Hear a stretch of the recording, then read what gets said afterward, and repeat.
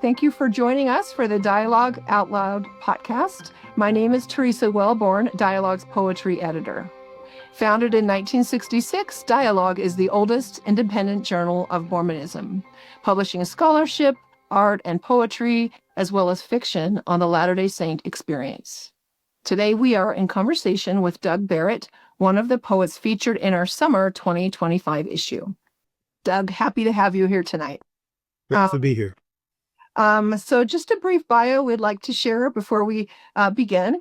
Doug Barrett has served in the Japan West Mission. He holds a PhD in English literature from the University of Washington and has taught at Sierra Nevada College, Deep Springs College, and Western Nevada College. He has also been a camp counselor, a wrangler, a bait courier, retail clerk, postal worker, census worker, and academic labor organizer. His poetry has appeared in various publications, including The Canary, Weber, The Contemporary West, Aboset, and elsewhere. And he currently resides in Maine. Doug, it looks like we have three of your poems that we published in our summer 2025 issue. The first is Crossing Over, the second, A Little Death, and the third, Momiji. Did I pronounce that correctly? Momiji. Momiji? Okay, wonderful. Okay. Each one of those had a resonance for me personally that really struck me as meaningful, and they were poems that I don't know if you can see, but I did a lot of marking up, highlighting, much like an undergrad would, right? So many notes here. I found them layers of meaning in them. So the pairing that struck me was A Little Death as well as Momiji, as those speak to your Japanese, your mission in Japan.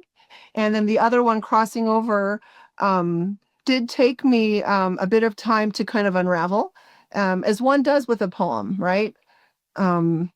So that one I felt spoke to a crisis of faith, or perhaps a shift in belief or in life. And I did note that it is for Dan, Washington, D.C. North Mission, 1998 to 2000. So I did feel as if perhaps it was a voice of a wise or experienced individual speaking to possibly a younger individual. But sometimes that's a guess. And you know what? It's fun to have the conversation here about that. So, okay. So let's see. Would you like to share an excerpt to start? One of the excerpts from one of these poems? Right. Why don't I read the first couple of stanzas of Momiji? Okay. Momiji for RHM. Recall in your mind's eye this sight: two white-shirted figures exploring the October hills above Nagasaki, enjoying the freedom to talk unencumbered. Sometimes you said, I think nature has a way of playing Bach to itself. Ascending a path through terraced fields in the serene late morning light, at forest edge they found a great stone staircase winding up into the trees, then a gate in a stucco wall. Within was the flagstone courtyard immaculately swept of a Shinto shrine, the windowless Cordovan buildings sleepy with the peace of the place. The entire sanctuary canopied in fiery Momiji. Here a wooden dipper upon a well. A priest appeared and seemed to motion them to drink. The water was ice cold. How long since the sun had shone here, beneath this flaming red roof, this maple sea?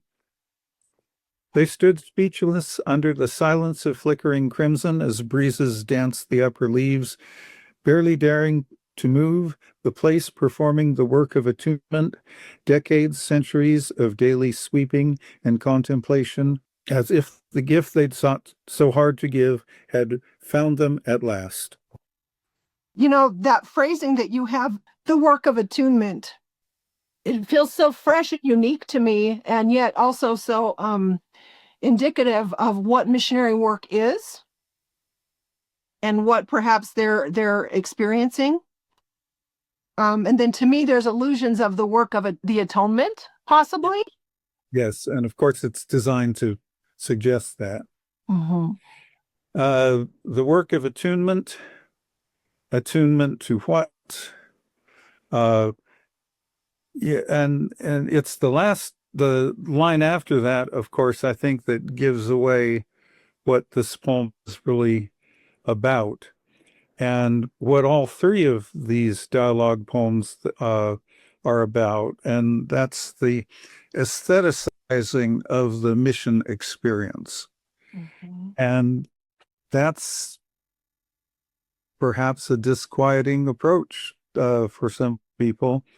Uh, is this really what the mission experience is supposed to be about? What happened to we'll go to the poor like our captain of old and seek out the weary and hungry and cold and so forth? Uh,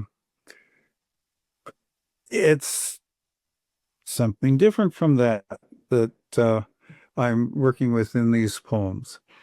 And can you justify this revisioning of the mission experience? I've been rereading critic Ivor Winters lately, and he has this take on poetry where he says basically, poetry is the creation of experience or conveying of an experience plus a moral judgment or a rational judgment on it. Mm-hmm. And with that, if you accept that, then you uh, accept that readers too are now called upon to judge the poet's judgment. Mm-hmm. And is this poetry? Uh, is it sentimental? Is it trivial? Is it nihilistic, cynical, uh, dishonest in some way? We all have to make that judgment when we read. I'm called upon, and I expect to be asked to, or implicitly to justify what I was doing. Uh, and I do it this way. Uh, and I'd say Nietzsche says, only aesthetically is existence and the world justified. Uh, so once you've brought in the hungry and helpless and cold and healed everybody spiritually and temporally, then what? Uh-huh. Um, and uh, and yeah, and Dante in the Paradiso, I think, winds up in this same place. And Keats, when he says beauty is truth, truth, beauty, is probably trying for the same kind of thought. Uh, Okay. and we get a hint of this, I think, in DNC 88, 45 through 50.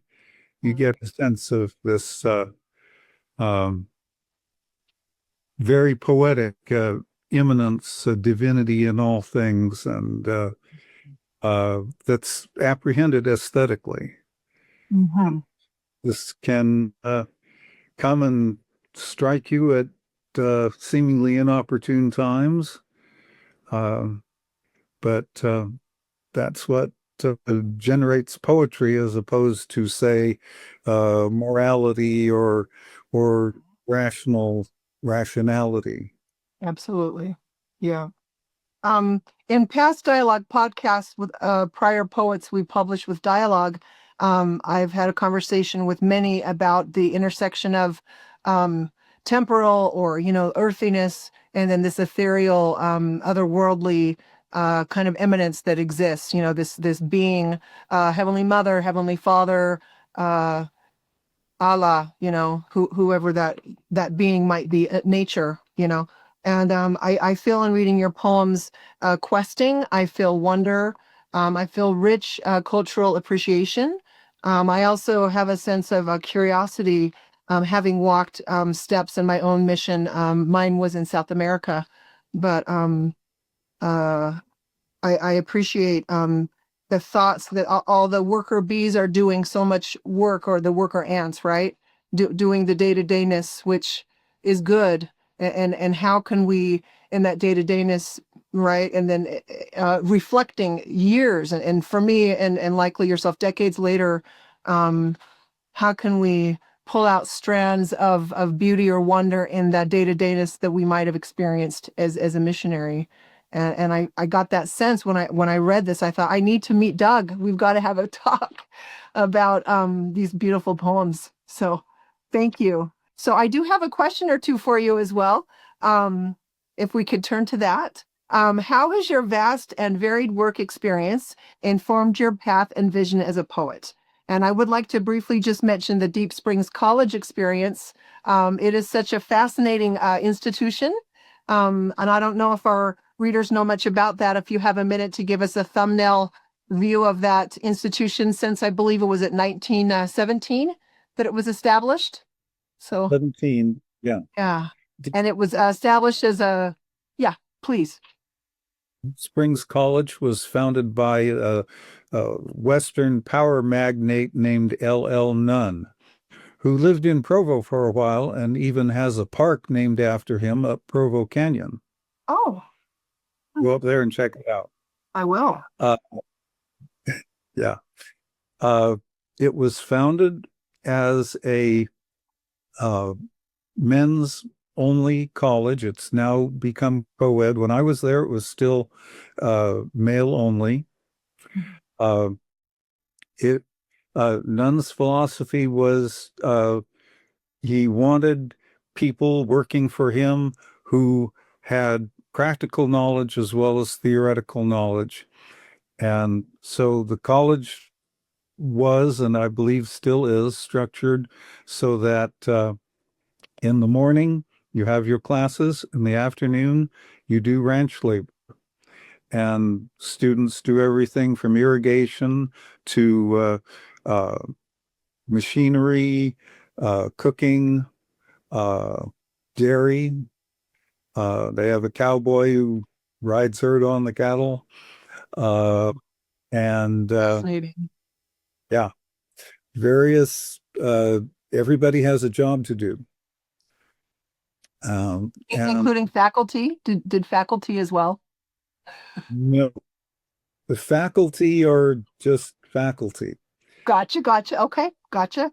Wasn't Yeah. sure if you guys rolled up your sleeves as well. And Well, you know, faculty are given opportunity to do some things, you know, like help in the kitchen, stuff like that. okay, wow, unorthodox for sure. You know, and the student body is quite small. I believe it is in 20s or 30s, right? Students. It's under 25, I believe. Yeah. Wow. Yeah. And it's an isolated community. It's located in the Deep Springs Valley, uh, which lies between well, it lies on, yeah, it lies east of the White Mountains. So you cross you have the Sierras, then you have like the Owens Valley, then Mhm. across that you get into Deep Springs Valley. Okay. About 45 minutes, 45 miles or a little more from any of the nearest towns. And Unn made it that way deliberately. He did not want anything but a enclosed community where you work together, live together, thought together, talk together. The year I was there was a pretty contentious year, and Oh. understand it wasn't usually that way. But, Oh. uh, you know, you have a closed community, take what you get. Mm-hmm. Interesting. But it was a memorable year. I have actually been working on a poem about that year. It's a kind of a long one. Um, you started out by asking about my work experience in poetry and all that. How has it, you know, affected my poetry? The short answer is that it hasn't really a whole lot. Uh, You know, you mentioned Gary Snyder when we were talking before. He is has done a lot of things that I wish I could have done. You know, he tells about how he spent months on a tanker at sea working, and no one ever guessed that he had been to college, according to him. Uh, I'm not like that. I grew up Mm. in a middle-class suburban household that, hardly knew any practical skills, tried to acquire some at various times. I have one poem called Hard Time Car Trouble Blues about my incompetence in keeping a VW van running, uh, which contains Nice. the line, I curse Gary Snyder from here to Mars for making like poets can work on cars. Nice. I'll have to check that one out. It hasn't been published yet, but Oh, it's not public. Okay, well, let me know when it's published. uh, Awesome. the one area that has bled over into poetry is education. There's that Deep Springs poem. I have another one about a philosophy class I taught at Sierra Nevada College. I'm Okay. still working on that one, and a couple of others. Even just watching birds teach their young, something I'm interested in. Interesting. So are you a birder? Yeah. Is that the term? Um, okay. And I do believe there is some birding mentioned in Crossing Over. Do you have a minute to talk about that one? Okay, that It, is about a trip that my son Dan and I took to Point Reyes National Seashore shortly before he left on his mission, and that's kind of a holy place, one of the most beautiful places on earth. oh, wow. Uh, we had a good experience there that I tried to put in, and um, I loved your frankness. You used the phrase, the kind of birding you hate. And I really appreciate that because I see a little bit of, wry, some humor bubbling up there. I like the refrain that you used, who can say it's over? I did feel like that was a repetitive note in that poem. And then the end felt very solid. The light, I mean, and it isn't over. And I felt like that I believe that was the fourth refrain phrased slightly differently. And I did feel like that note didn't end as a low note or negative, but left ended as a question mark. It isn't over. Whether that means I interpreted it as possibly faith or friendship or maybe the dissolution of a family, but it could be applicable, right? As poetry is to many things in many readers' lives. So I really appreciated that. There also the phrasing. Your phrasing's amazing. I'm just a fangirl, so please be patient. But I'm just going to read just a bit here. Scent mosaic. I felt that was a thrilling pairing. That phrasing, scent mosaic. Poison oak, backlit as if from within. Rent it still scuffling, immersed in hidden bird paths. Silky soft air. Could you believe it's always been like this? It's just beautiful. I felt that was ethereal, a bit melancholy, wondrous, and just spot on. So, yeah, that poem is a lovely one. I felt some wistfulness in that, and I did guess it was a conversation to a son. That was my guess on that one. Okay, is it okay if we move forward to the next question? Second of the two. So how do you envision or re-envision faith and LDS mission experience with the passage of time after gaining life wisdom and insight? mm. Mm. My mission experience was positive in a great many ways. I was able to help baptize several good people, met a couple of lifelong friends, Mm. uh, got grounded in the gospel, learned the scriptures much better than I ever would have otherwise, Mm. got immersed in a culture that's stayed with me and my family ever since. Uh, um, I had an excellent mission president, Con Watanabe, who was not big on rules, but just wanted us to be fully committed. Nice. Yeah, let them Yeah. go themselves. That's my kind of leader as well. Not getting into the details and minutia, but having that faith and trust, and especially young people. The older I get, I'm like, that concept is maybe revolutionary to some, but I'm happy and grateful that you had that. Yeah. I'm sorry though, I interrupted you. Okay. So all those were the pluses. The downside was that I managed to absorb a kind of transactional spirituality through it all. The idea that if you do all this for God, then he's going to do something for you, Mm-hmm. give you blessings and so forth. And there were blessings I wanted. I wanted my dad to be active in the church, for example. And Mm-hmm. so I bought into this uh, transactional spirituality, which is actually refers everything to the superego, Oh, okay. Mm-hmm. the internal voice of social authority. Mm-hmm. Right.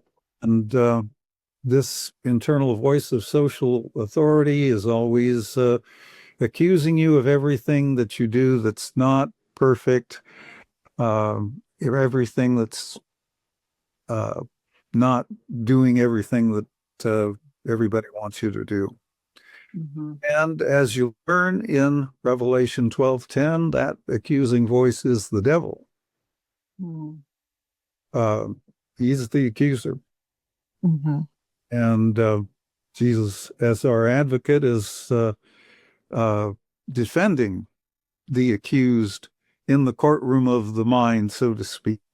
Right.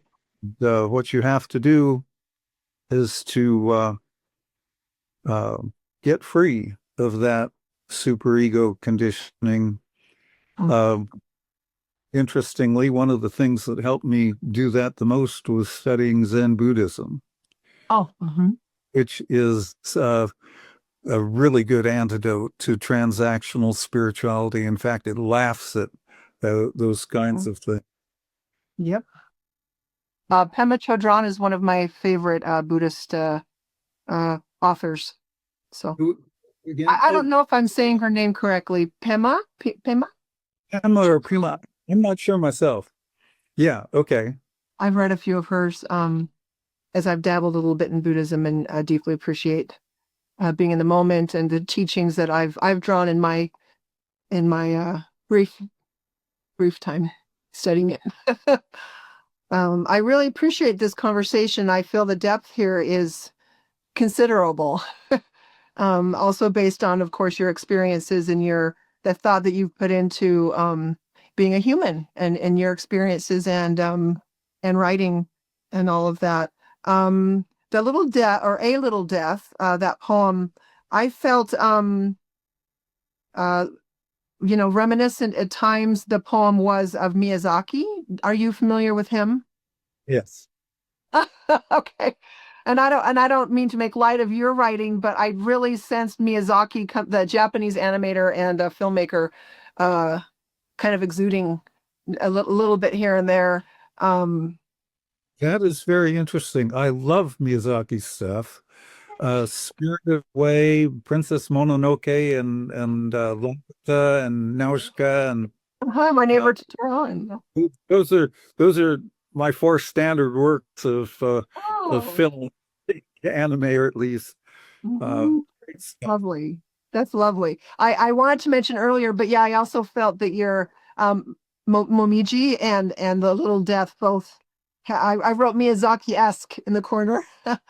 um, And I've never thought of anything I've done as in terms of Miyazaki. Uh, so this is kind of an interesting perspective for me on my own work. I would not have. yeah, just some Yeah. little notes here and there. I felt so it might have been more in Momiji that there's a path, isn't there? The gate is mentioned, um, a dipper upon a well. Some of those images in my mind really spoke to um, the small red Tory stood, and there on top they ate lunch, but took no pictures except in the mind. And how beautiful is that? Um, so I appreciate, I felt there was an interplay here. Let me look at my notes. Oh, just between the Mormon missionaries. So, and you had spoken about, how some folks might, you particularly mentioned a transactional, how that might be a takeaway from a mission experience or any type of, you said initiation, in our society or in the world. So the interplay there, though, between like rule following and then also an adherence, then maybe listening to that super ego, if I'm getting what you're saying correctly, right? The courtroom of the mind where you feel like you're needing to do conscripted to different rules. But then also that weightlessness and that companionless, those moments where, and you capture it so well. Would you like to read that bit or? And maybe a little background on this. This is about Please. getting out of the hospital in Nagasaki after spending a week or so there with pneumonia, finding that all the rest of the missionaries in the mission had taken off to Fukuoka for a conference. And so I'm completely on my own, which is a very different experience than what you usually get in the mission field.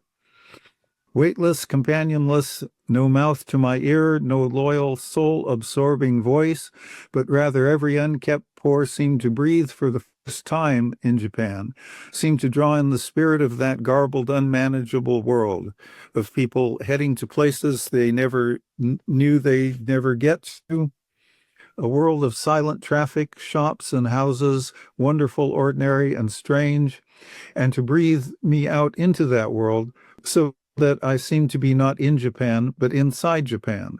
Rules, too, had dissolved. Why, I could have, but the thought never really occurred, only the quiet wish to have this walk last as long as possible, and indeed, it hasn't ended yet. Beautiful. I also appreciate, I'm just going to read that next sentence after that.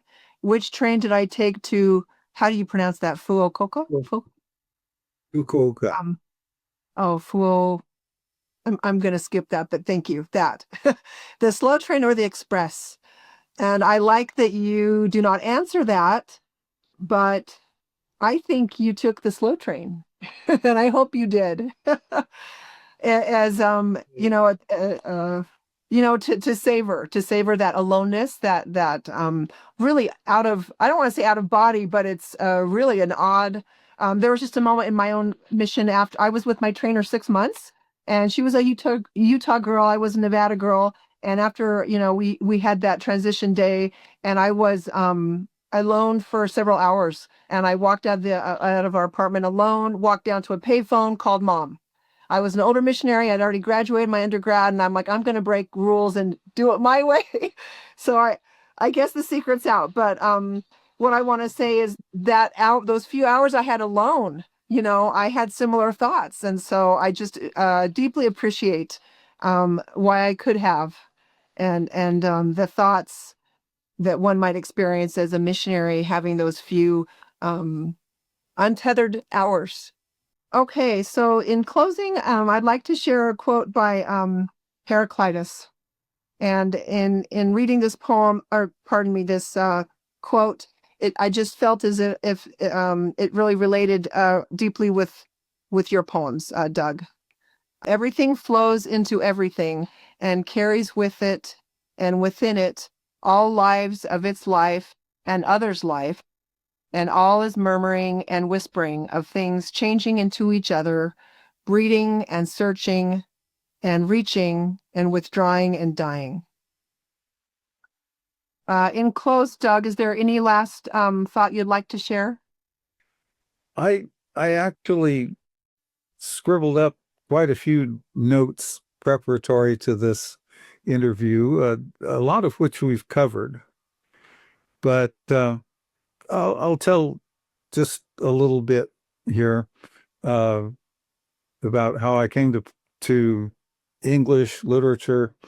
I I I didn't take an English class until I was done with my mission. I'd done 2.5 years of college. I didn't take a single English class until then.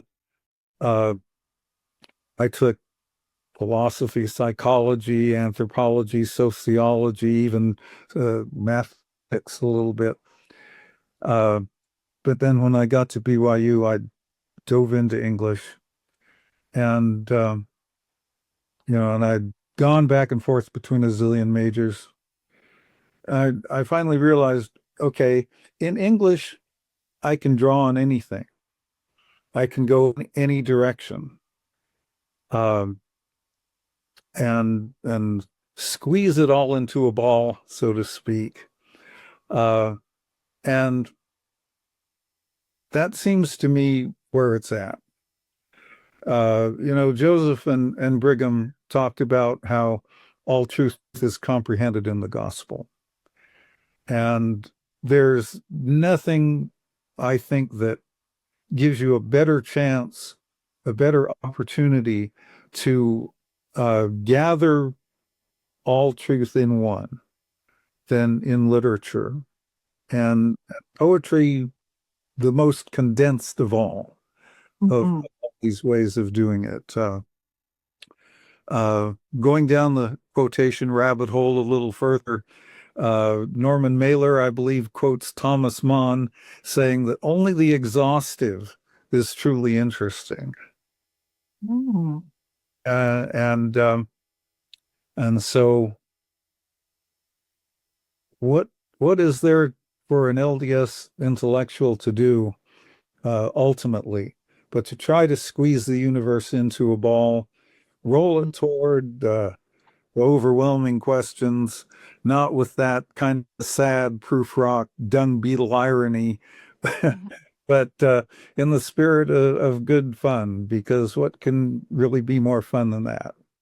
Yeah, absolutely. Oh, that's 100% agree. Thank you, Doug.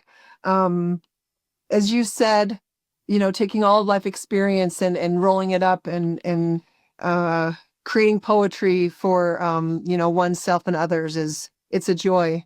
And I find it a privilege as well. And so privileged tonight to have this conversation with you. I appreciate I this. enjoyed it so much. Thank you, Teresa. Thank you. Um, Okay, by way of closing tonight, thank you for listening. Please share this podcast with a friend. Check out the entire lineup of excellent podcasts in the Dialogue Podcast Network by visiting dialoguejournal.com.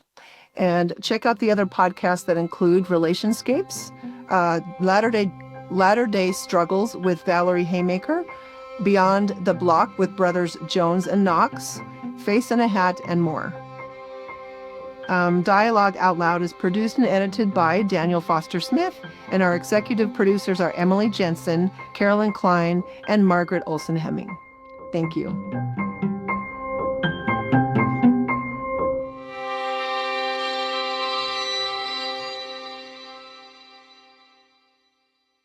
Greetings. My name is Rebecca DeSchweinitz, and I'm thrilled to serve as a board member at the Dialogue Foundation and as one of the hosts of Dialogue Gospel Study. In each episode, which we record live the second and fourth Sunday of every month, we welcome esteemed speakers from a variety of backgrounds to share their insights and perspectives on the Come Follow Me lessons. Our aim is to spark meaningful conversations about the scriptures, to connect them to our personal experiences and to our understandings and explorations of the gospel. To stay in the loop with our upcoming lessons and this opportunity to engage with Mormon thought, culture, and belief, be sure to visit dialoguejournal.com and sign up for our newsletter. By doing so, you'll receive updates and timely links to join our live stream lessons. Additionally, you can catch up on our past guests and episodes by subscribing to Dialogue Journal on YouTube, Facebook, or wherever you listen to podcasts. Dialogue Podcast Network.